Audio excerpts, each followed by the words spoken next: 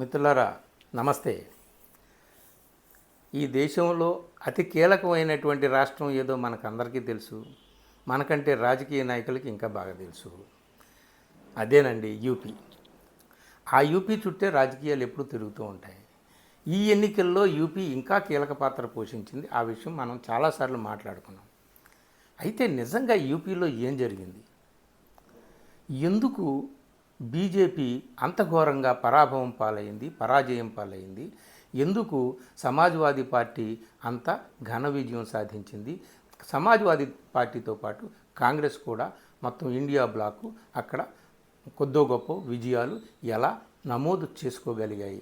ఈ విషయాల మీద మనం చాలాసార్లు మాట్లాడుకున్నాం. కానీ అఖిలేష్ యాదవ్ చాలా కీలకమైనటువంటి వ్యక్తి. ఆ కీలకమైనటువంటి రాష్ట్రానికి ఇంతకుముందు ముఖ్యమంత్రి చేసినటువంటి వ్యక్తి, సమాజ్వాదీ పార్టీ నాయకుడు అఖిలేష్ యాదవ్ నేతృత్వంలో అక్కడ ఇప్పుడు 2024లో జరిగినటువంటి సార్వత్రిక ఎన్నికల్లో బీజేపీని చావు దెబ్బతీశారు.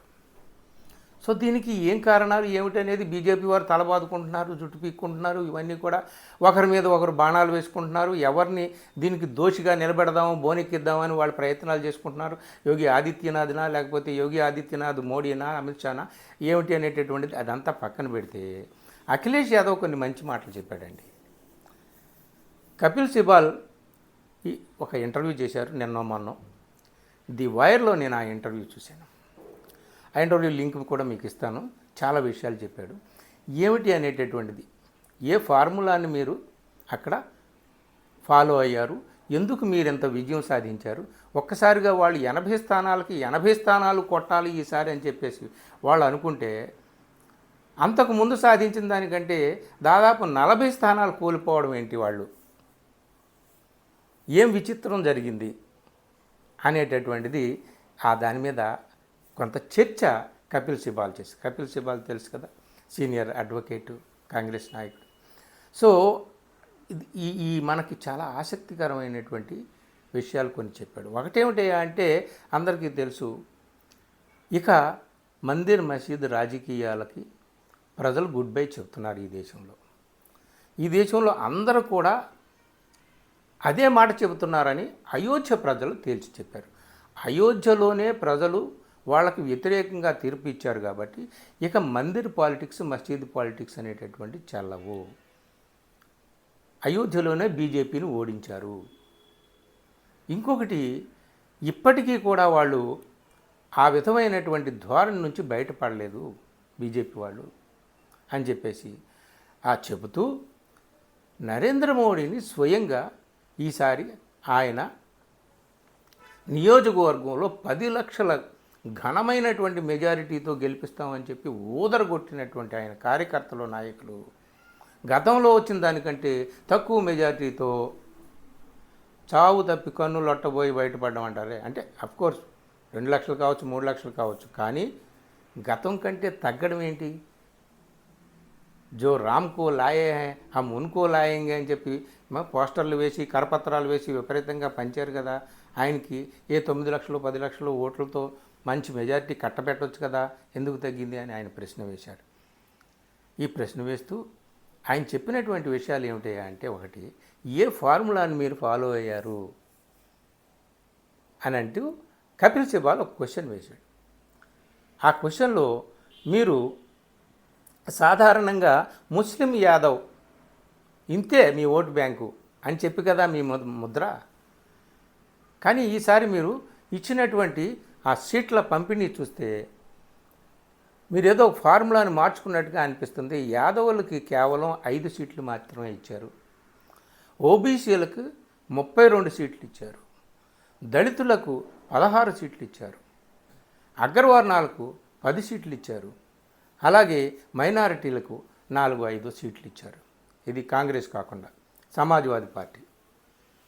దానికి ఆయన చెప్పాడనమాట చక్కటి ఉదాహరణ.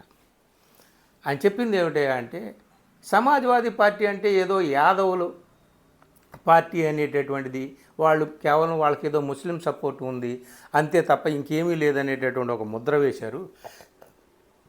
ఆ ముద్ర నిజం కాదు అని చెప్పడం కోసం ఇగో ఈ ఫార్ములాని నేను ఫాలో అయ్యాను. నా ఫార్ములా ఏమిటంటే PDA, అంటే పీడిత జాతి, దళిత జాతి, అల్పసంఖ్యాక, అంటే ఓబీసీ, మైనారిటీ, అలాగే దళిత్. ఈ కాంబినేషన్తో మేము ముందుకు వెళ్ళాము. వీళ్ళు ఈ దేశంలో అతి ముఖ్యమైనటువంటి వాళ్ళు, వీళ్ళు రాజ్యాంగపరమైనటువంటి హక్కులు పూర్తిగా పొందాల్సినటువంటి వాళ్ళు దూరం అవుతున్నారు, ఉద్యోగాలకు దూరం అవుతున్నారు. ఇక్కడ గతంలో ఉన్నటువంటి ప్రభుత్వం ఏం చేసింది, ఏం చేస్తుంది, ఏం చేయబోతుంది, ఇవన్నీ కూడా ఈ ప్రజలందరికీ కూడా అర్థమయ్యాయి. వాళ్ళను సంఘటితం చేయడంలో మేము విజేతలమయ్యాము, మేము విజయం సాధించాము. ఎవరిని? ఓబీసీలని, దళితులని, మైనారిటీలని యునైట్ చేయడంలో మేము సక్సెస్ సాధించాము అని చెప్పేసి చాలా క్లియర్ కట్గా ఆయన చెప్పాడు. మరి రేపొద్దున ఉప ఎన్నికలు జరగబోతున్నాయి కదా నెక్స్ట్ మంత్. వాటి సంగతి ఏమిటి అంటే అక్కడ కూడా మేము ఘన విజయం సాధిస్తాము.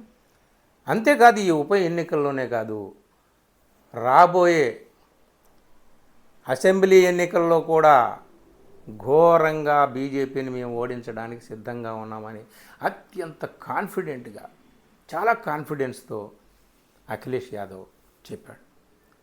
మీరు ఈ ఇంటర్వ్యూ అఖిలేష్ యాదవ్ ఇచ్చినటువంటి ఈ ఇంటర్వ్యూలో చెప్పినటువంటి ప్రతి మాట కూడా ఇప్పటికీ కూడా ఆ యాత్రలో, కన్వా యాత్ర ఒకటి జరుగుతుంది కదా, ఆ యాత్రలో ముస్లింల యొక్క దుకాణాలని అన్నింటినీ కూడా బంద్ చేయడానికి ఇప్పుడు కొత్తగా వీళ్ళు ఏదో పెట్టారని చెప్పి గొడవ జరుగుతుంది కదా, మీ నేమ్ ప్లేట్లు పబ్లిష్ చేయాలి, అక్కడ అనౌన్స్ చేయాలి, అది ఇది అని చెప్పేసి. ఆ విషయం మీద కూడా చాలా కొన్ని విషయాలు చెప్పాడు. మొత్తం మీద ఏ విధంగానైతే మందిర్ మస్జిద్ పాలిటిక్స్, రిలీజియస్ పాలిటిక్స్ తిరోముఖం పట్టాయి, వాటికి ఇక ఈ దేశంలో చెల్లుబాటు లేదు అనేటటువంటి విషయాన్ని చాలా స్పష్టంగా చెప్పాడు. వీళ్ళంటే ఎవరు? బీజేపీ వాళ్ళు. ఇక మరొక మార్గం లేదు. మమ్మల్ని ఏమో ముస్లిం యాదవ్ అని అన్నారు, కానీ మోడీ యోగి ఎంవై అంటే మమ్మల్ని ఎంవై అన్నారు, కానీ అసలు ఫార్ములా మోడీ యోగి. ఆ ఎంవై ఫార్ములాని మేము పీడీఏ ఫార్ములాతో ఓడించాము అని చెప్పేసి. అంటే పీడీఏ అంటే తెలుసు కదా, ఓబీసీ, దళిత్, మైనారిటీ. ఈ ఫార్ములాతో మోడీ యోగి ఫార్ములాని మేము ఓడించాము. యాక్చువల్గా ఇది ఇద్దరు వ్యక్తులకు సంబంధించినటువంటి యుద్ధం కాదు, ఏదో మోడీ యోగికి సంబంధించినటువంటి వాళ్ళిద్దరూ చేస్తున్నటువంటి యుద్ధం కాదు. ఇది లక్నోకి ఢిల్లీకి మధ్య జరిగినటువంటి యుద్ధము. ఈ యుద్ధం కొనసాగుతుంది. ఈ యుద్ధంలో చివరి విజేతలం మేమే అని చెప్పేసి చెప్పాడు. చాలా ముఖ్యమైనటువంటి విశేషాలు అన్నీ కూడా, చాలా విషయాలు కపిల్ సిబాల్తో ఆయన చర్చించినటువంటి వీడియో ఒకటి మీకు నా కింద నేను దానికి ఆ లింకు ఇస్తాను. దాంట్లో ఆ లింక్ను ఓపెన్ చేసి మీరు ఆ ఇంటర్వ్యూ చూడండి, తప్పనిసరిగా మర్చిపోవద్దు. అఖిలేష్ యాదవ్ ఎవరైతే కీలకమైనటువంటి వ్యక్తి యూపీలో, ఆయన చెప్పినటువంటి మాటలు మీరు చాలా జాగ్రత్తగా వినండి. చాలా విషయాలు చెప్పాడు అనమాట. సరే, దత్తత తీసుకున్నాడంట నరేంద్ర మోడీ 2 గ్రామాలని. ఆ 2 గ్రామాలు అభివృద్ధి చేయలేకపోయాడు, ఇక ఈయన దేశాన్ని ఏం అభివృద్ధి చేస్తాడని చెప్పేసి చెప్పాడు. ఇలా చాలా విషయాలు ఉన్నాయి. అన్నీ నా డిస్క్రిప్షన్లో ఆ వీడియో ఇచ్చాను. ఆ ఇంటర్వ్యూ లింక్ మీరు చూడండి. ఈ వీడియో నచ్చితే మిత్రులకు షేర్ చేయండి. తప్పనిసరిగా ఆ ఇంటర్వ్యూ అయితే చూడండి. థ్యాంక్ యూ మిత్రులారా.